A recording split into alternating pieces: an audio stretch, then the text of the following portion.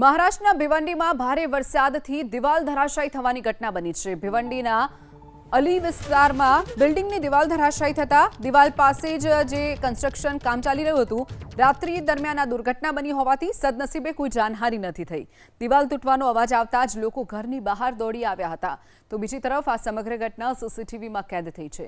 જે દ્રશ્યો આપ જોઈ રહ્યા છો, એક તરફ બિલ્ડિંગનું નિર્માણ કાર્ય ચાલી રહ્યું છે અને બીજી તરફ એક દિવાલ ધરાશાયી થવાની ઘટના બને છે। સદનસીબે રાતના સમયે આ દિવાલ ધરાશાયી થવાની ઘટના બની હતી, જેના કારણે કોઈ જાનહાનિ કે કોઈ વ્યક્તિ ઇજાગ્રસ્ત નથી થયું।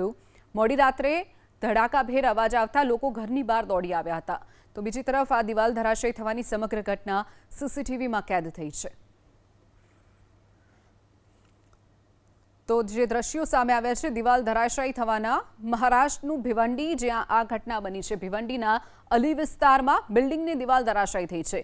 દિવાલની પાસે જ કન્સ્ટ્રક્શન કામ ચાલતું હતું અને બીજી તરફ આ દિવાલ ધરાશાયી થઈ છે। મોડી રાત્રે આ ઘટના બનતા કોઈ જાનહાનિ નથી થઈ।